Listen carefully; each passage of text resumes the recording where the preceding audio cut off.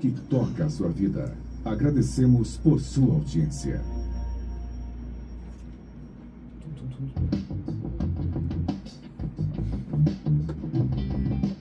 Começa agora na Vibe Mundial, programa Café com Sexologia, falando sobre sexualidade, saúde mental e relacionamentos de casais. Apresentação do psicólogo e sexólogo Oswaldo Rodrigues. Boa noite, pessoas. Quero dar as boas-vindas a vocês que estão assistindo ao vivo, a vocês que vão assistir ao longo da semana, em outro momento de vida.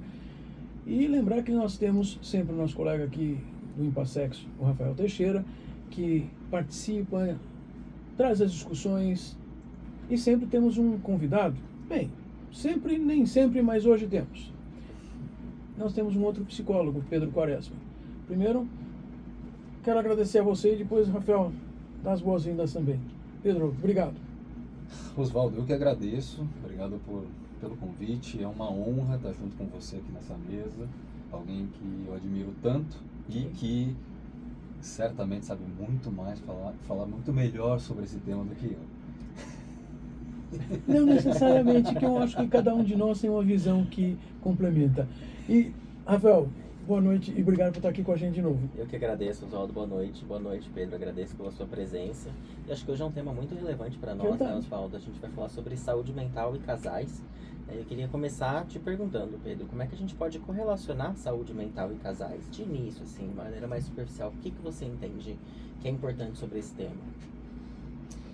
Acho que a saúde mental é permeada pelas relações, né? Então, as relações interpessoais acabam ditando um pouco parte do que a gente chama de saúde mental. E a relação interpessoal mais importante da vida de uma pessoa que vive com uma parceria é o casal, é a relação de casal. Então, se essa relação não está bem, certamente outras áreas da vida dessa pessoa não vão estar bem também. A saúde mental certamente vai estar prejudicada de alguma forma. Então, acho que dá para começar a pensar esse papo a partir daí. E acho que isso se relaciona muito, né, Oswaldo, com o que a gente conversou em vários programas. Isso. Sobre o quanto as nossas relações, e nesse caso as relações de conjugalidade, os relacionamentos, casamentos, vão impactar na maneira como eu me sinto, na maneira como eu me vejo, como é que a gente constrói essa saúde cotidiana. São duas pessoas e é uma terceira entidade que também modula essas duas pessoas, só que essas duas pessoas também desenvolvem papéis, formas de interação, e uma interfere na outra.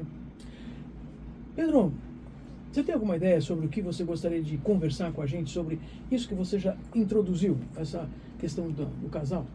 Eu tenho uma ideia. Eu gosto muito, Oswaldo, de começar falando sobre a diferença entre paixão e amor. Ok. Vamos pensar que paixão, só para a gente começar do mesmo ponto aqui. Paixão é aquele início da relação, no qual as pessoas vivem uma certa neblina, né? Vivem uma idealização do parceiro, da parceria, e isso vai passando com o tempo. Eu gosto muito da ideia de um filósofo chamado Alain de Botton, que diz que o amor começa quando a paixão começa a esvanecer. Ele fala um pouco sobre isso, e o amor é construído. Então eu gostaria de pensar sobre esse ponto, sabe? Eu sempre gosto desse verbo, o construído. O construir é uma coisa que depende, então, de ação das pessoas. Não é alguma coisa que cai naturalmente. O amor é aprendido, Oswaldo. O amor é aprendido.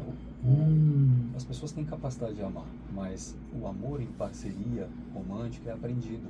Você vai se adaptando a como aquela pessoa é. Amar também é aceitar as características mais difíceis daquela pessoa. A gente não ama quem a gente idealiza, a gente ama uma pessoa real. E acho que me vem, Pedro, essa ideia de que o amor também não é só essa ideia que a gente tem construída de um sentimento, uma emoção, mas também amor é ação, né? Então, como é que eu me correlaciono com essa pessoa todos os dias, cotidianamente, para que então esse amor exista, né? Porque amor não é somente o que eu sinto, mas o que eu posso fazer e como ele é construído nessa relação, né? De dupla. O amor é construído na relação de dupla. Mas pode ser trio também, pode ser a quantidade que se combinar. São sempre ao menos duas pessoas, é um grupo especial. E quando nós falamos de saúde mental e você começou a dizer de paixão e amor, me passou a compreensão de que assim o amor é mais afeito a uma saúde mental. É isso? Porque muita gente gosta de sentir a paixão, que a paixão é avassaladora, toma conta da gente e a gente... Ok? Mas o amor é algo que facilita viver o cotidiano por um prazo muito prolongado, não igual a paixão. E nessa construção você está querendo também, ou está passando a ideia de que nós estamos, ao construirmos o amor, nós estamos construindo uma saúde mental? Sem dúvida. Oba! Então, eu acho que essa é a ideia. Então, quando você ama alguém, você cuida daquela pessoa. Você, muitas vezes, Oswaldo, está a serviço daquela pessoa. Quando você tem um animalzinho, um pet, quando você tem um filho, quando você tem um parente que está adoecido, você precisa cuidar, o amor se representa no serviço que você presta àquela pessoa. Então, se adaptar a diferentes características do outro é também um serviço, é você se doar. Se você faz a tua relação com aquela pessoa, Oswaldo, de forma a corrigir, a mudar aquelas características da pessoa, você acaba fazendo com que a saúde mental dela fique meio bagunçada. Você vai fazer com uma pessoa que convive com você que se sinta culpada, se sinta ansiosa, angustiada, uma pessoa que sempre está devendo para você. Então, o amor é sobre aceitação. Aceitação, e a aceitação, você também conta que é um cuidar da outra pessoa. Cuidar significando, eu não posso ficar conduzindo essa pessoa a se sentir mal. Mas isso me vem, Oswaldo, e acho que é muito recorrente quando eu atendo casais na clínica, que é essa ideia de que se eu então estou casado, eu tenho um relacionamento, eu preciso abrir mão das coisas. E aí a gente acaba entrando num processo às vezes muito destrutivo, em que eu deixo de fazer o que gosto, deixo de ver as pessoas que eu quero porque eu tenho um relacionamento e eu amo, então eu não posso fazer o que eu quero. E essa é uma ideia bastante conturbada do que seria amor e saúde mental. Quer dizer, nessa coisa do casal, a gente tem que pensar nos indivíduos. O que você acha, Pedro? Vamos pensar nisso.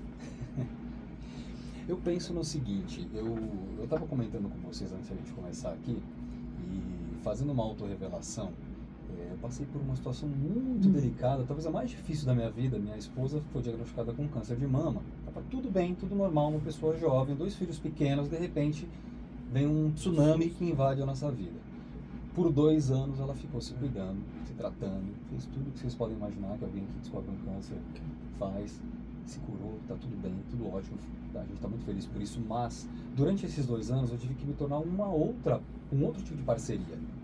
Eu fui uma parceria que tive que me tornar um pai mais presente, alguém que cuida de tudo em casa, alguém que cuida dela quase como se fosse uma outra filha. A minha relação de amor e inclusive a minha relação de atração sexual por ela precisou mudar por um tempo. Depois voltou tudo normal, mas eu precisei me adaptar a isso. E um dado muito importante que eu fui buscar durante esse tratamento dela é que, eu não lembro a porcentagem, mas é alguma coisa assim, em torno de 30% dos casais, após um episódio de câncer de mama, se separam. O homem se afasta da mulher e vai viver uma outra vida.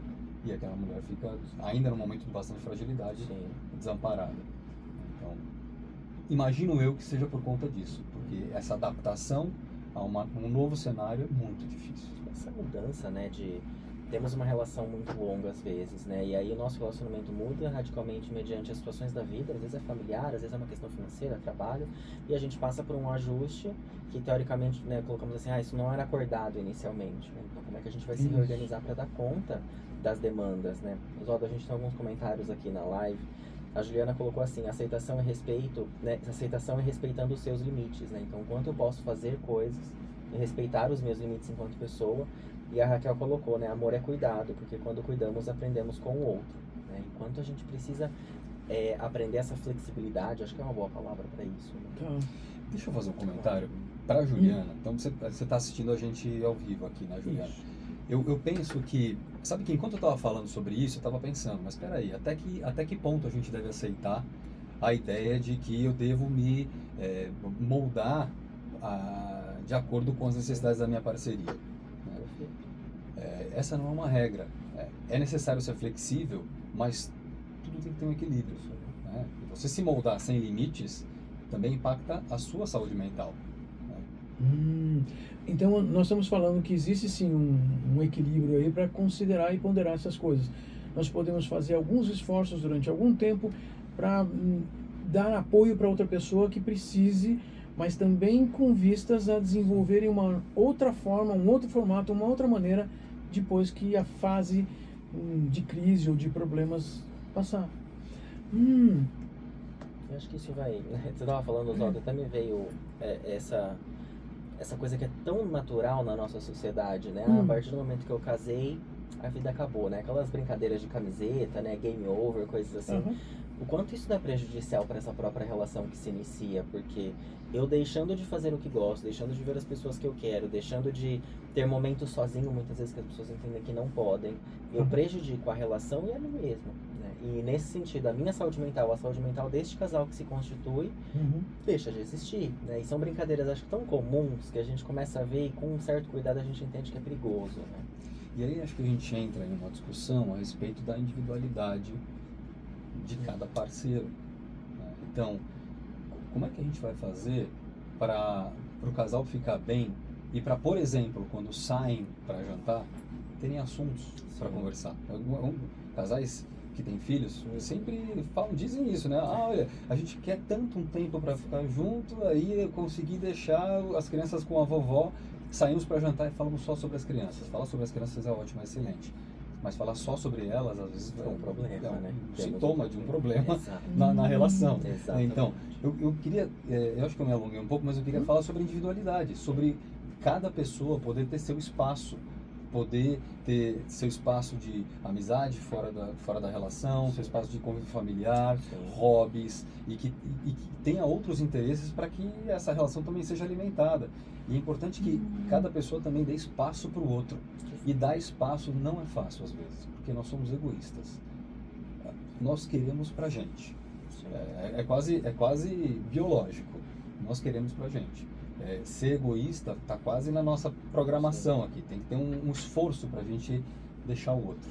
Sermos humanos implica em compreender que o outro também precisa de uma individualidade.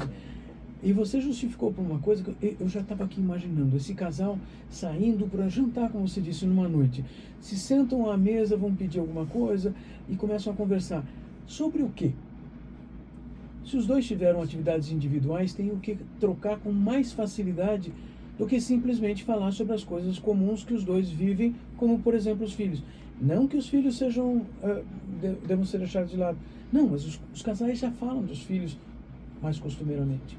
Mas não falam de si, não falam de futuro, não falam... Às vezes eu percebo, Rafael, assim, às vezes os casais em sessão até têm dificuldade de falar de uma coisa que pode ser simples. A gente queria viajar. Ótimo, então vamos conversar sobre isso. Vocês vão para onde? Quer fazer o quê, né? Quer viajar para viajar e conhecer lugares ou quero viajar para descansar e não sair de um hotel e fazer alguma coisa que seja confortável, né? Às vezes é necessário isso, senão aquela coisa, a gente caminha 20 quilômetros cada dia e a gente chega para dormir. Não temos um momento casal, né? Estamos o dia inteiro juntos e não temos um momento casal. Ou seja, tudo tem que ser conversado, negociado e também ter a felicidade de trazer para outra pessoa aquilo que as atividades individuais fizeram com a gente. Né? Sabe que uma das coisas que eu costumo sugerir para casais, eu também sou terapeuta de casais, e sugerir que eles busquem um hobby comum. Um hobby comum? Que tipo? Um hobby comum. Puxa. Carteado, que caminhem juntos, que comecem a correr juntos, que tenham um hobby. Né? Porque atualmente a gente se aprofunda tanto no hobby, né? O corredor sabe tudo sobre corrida, do tipo de tênis, o tipo de roupa e as provas e tal. Quando você faz isso em conjunto, você tem um outro assunto. É muito interessante. Né? Pedalar, vai fazer cinema. Então, meu hobby coisas, né? Vamos juntos. Pode construir. Sabe aquele casal que assiste todos os filmes do Oscar, na época do Oscar? E tem muito assunto para falar sobre aquilo. Temos muitos comentários interessantes, Oswaldo, aqui na live. A Karen comentou assim: é importante se conhecer para criar limites claros, né? Então, o quanto eu me conheço, eu consigo estabelecer aquilo que eu posso, não posso, quero ou não quero. A Carla comentou uma coisa muito interessante, que ela falou assim, quando aquela coisa de fazermos tudo junto mata o amor e a paixão. As pessoas envolvidas perdem a saúde mental. Porque se eu tô sempre junto, e esse junto não necessariamente é prazeroso, a gente acaba tendo um distanciamento. Então, a gente precisa entender essa dinâmica de casal como construída por pessoas individuais. E aí eu também lembrei, enquanto vocês estavam falando, é aquela ideia, né? O quanto eu posso deixar você ir, porque você pode voltar mais feliz, mais tranquilo, mais disponível a conversar, né? Não é uma coisa que mata o relacionamento ter uma individualidade, muito pelo contrário. E esse casal, em termos de saúde mental, você já apontou algumas coisas. Existem várias coisas para serem divididas, algumas coisas que precisam ser vivenciadas individualmente, outras coisas que também dizem respeito ao desenvolvimento, à construção do amor, de um relacionamento baseado numa afetividade que é uma coisa muito humana, né? Eu quero dizer, humana, construída na humanidade e que não existia num passado não muito remoto. Porque eu sempre fico pensando, as pessoas falam de amor como se assim, tipo, os seres humanos sempre amaram. Da onde vem essa ideia?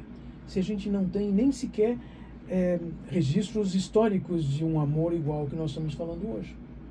E isso tem uma importância, porque nós vivemos um momento onde nós designamos o amor como uma forma que permite o casal ter um relacionamento, manter o relacionamento. E você usou um argumento que me chamou bastante a atenção, que é o cuidar.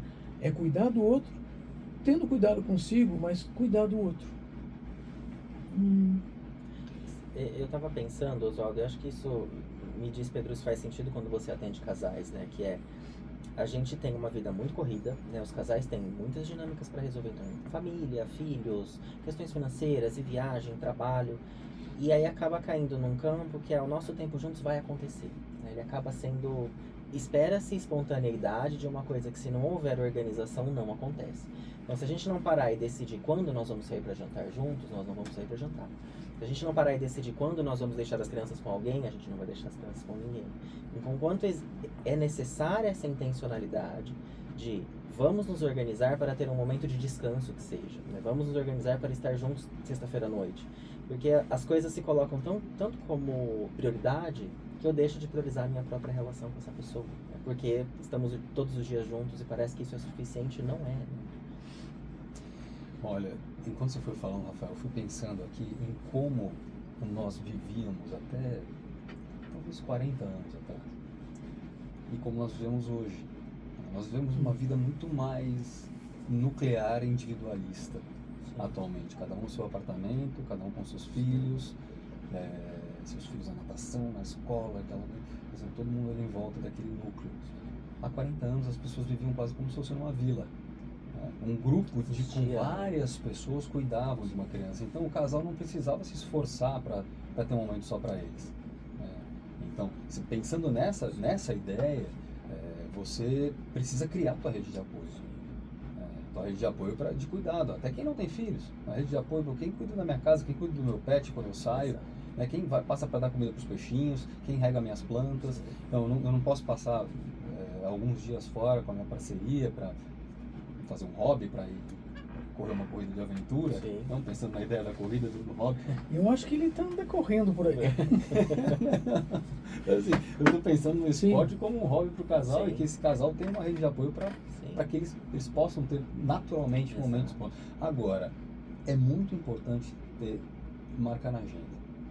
Muito importante, porque nesse contexto nosso, só para finalizar, no nosso contexto, se a gente não marca na agenda, ou no mínimo combina informalmente, a gente não consegue fazer acontecer. Os casais têm combinado, né? Vão marcar um horário para fazer amor. Exato. Você está contando que a intencionalidade, que é a palavra, o conceito que o Rafael usou, é necessário. Não dá para achar que vai acontecer porque é natural. É natural, humanamente natural, é intencional. Exige dizer, eu quero isso em tal dia, tal horário. Porque a gente faz isso com as outras coisas, caramba. A gente marca o horário de almoçar, de trabalhar, de dormir. Sim. Pois é. Olha, até mesmo então você estava falando do uso. Até pode ser um hobby em conjunto. Passear em outra cidade. E conhecer restaurantes, né? Conhecer- Coisas que É, a gente pode fazer, né, um dia da semana, um horário da semana, que, né, respeita a dinâmica desse casal, às vezes também muito atarefada, mas que dá condições para esse casal estar junto, né? E se for, nem que seja assim, vamos falar de filhos, mas vamos falar num lugar tranquilo, que a gente possa ter tempo, comer uma coisa prazerosa, e que a gente pode construir essas possibilidades, né? Acho que um dos conceitos que mais me pega na clínica é quando o casal espera espontaneidade. Acho que espontaneidade é uma coisa que eu acho perigosa, porque parece que vai acontecer algo que eu não sei bem o que é, quando vai ser, e eu espero que ela aconteça seja bom. É perigoso E isso. qual dos dois tem que ser espontâneo? Você percebe Pois que é. vira uma cobrança Sim. e tem culpa envolvida. Estou esperando que você seja espontâneo comigo, você espera que eu seja espontâneo com você, né? E aí quando você é Exato. espontâneo, você espera que eu esteja totalmente aberto para que você... Um momento que eu talvez não esteja, né? Isso. Exato. caramba, você está contando que Precisa até de diálogo. E os dois podem estar tendo conceitos diferentes sobre o que é essa espontaneidade, a intencionalidade, quem toma a decisão, quem... Nossa! E aí, quando você fala diálogo, nós temos falado muito ao longo dos programas a respeito de comunicação, de conversa, de diálogo, de entendimento. Essa não é uma coisa fácil e você já está nos adiantando que esse deve ser um assunto que nós podemos voltar a usar em algum outro momento de uma maneira mais direcionada. Porque, já pensando em terminar o nosso tema aqui de hoje, quer dizer, nós partimos de uma coisa que é um casal, o relacionamento afetivo, amoroso, com amor, a necessidade de desenvolver vários papéis ao longo do relacionamento e uma necessidade de, você usou o termo, aceitar. Porque o outro não é tudo aquilo que a gente imagina que o outro deveria ser, ou que a gente gostaria que fosse. Mas o aceitar implica, bom, eu já sei que é assim, agora vamos viver as coisas boas. O que você gostaria, Pedro, de deixar como uma mensagem ao final desse nosso programa de hoje, para as pessoas que estão ouvindo, aquelas pessoas interessadas que vão querer saber o que é essa história de saúde mental e casais? Eu gostaria de pegar o gancho e falar algumas coisas sobre diálogo. É importante demais que o casal esteja permeável ao diálogo. É importante demais que o casal, que cada lado saiba que quando você fala, você está sendo ouvido. Que cada lado, cada metade do casal saiba que o que você sente está sendo validado e não invalidado, né? E partir do pressuposto de que se eu me sinto cobrado por você, se eu não me sinto amado por você, não importa se você me ama ou se você não me ama. O que importa é que eu me sinto assim. Você precisa entender que eu me sinto assim e se responsabilizar um pouco por isso, né? Então, que o diálogo possa ser aberto e que possa ser permeável. Essa é a ideia que eu deixaria aqui. Eu acho que essa atitude simples, complexa de colocar em prática, mas simples, ser permeável na escuta, pode ajudar a saúde mental do casal a melhorar muito. Relações saudáveis exigem conversas difíceis, né? Acho que é isso que é muito necessário. Assim, Genial. a gente precisa conversar, às vezes pode ser tranquilo, às vezes pode ser difícil, mas para ser saudável exige diálogo. Não tem o que fazer, né? Nós chegamos ao fim do nosso programa de hoje. Tá de sacanagem. Passou rápido. Tá mal gostoso. Mas é assim que funciona. A gente tem que deixar um pouquinho para depois. E semana que vem tem mais. Toda noite de domingo, 8h30 da noite, vocês sabem que nós estamos aqui conversando sobre algum assunto importante. Semana que vem nós vamos conversar sobre um assunto que diz respeito, puxa vida, muito a essa história da cidade de São Paulo, muito sobre a coexistência de muitas nacionalidades, muitas etnias, e como é que nós temos que aprender a conviver com o outro que parece ser tão diferente e nós temos muitas similitudes. Vamos falar sobre essa questão relacionada à mulher oriental, que a gente parece que faz umas bagunças aí e talvez não fale de maneira boa. Rafael, tem um congresso? Temos um congresso, Oswaldo, para finalizar, para lembrar vocês, nos dias 8, 9 e 10 de maio nós temos o Congresso Internacional e Multidisciplinar em Sexualidades. O congresso é presencial em São Paulo, aqui no bairro da Liberdade, então as inscrições já estão abertas. Quem tiver interesse no congresso, já com programação, entra no site do empassex.com.br ou no site do Sinsex, encontra a gente nas redes sociais. E é isso, nos vemos em breve. Muito bom. Quero agradecer a tua presença, Pedro. Rafael, o Felipe que está sempre atrás aí, e tem o Tomás lá na técnica da rádio que está sempre ali cuidando das coisas. Gente, obrigado, boa noite. Até semana que vem. É um compromisso. Até mais. Boa saúde para vocês.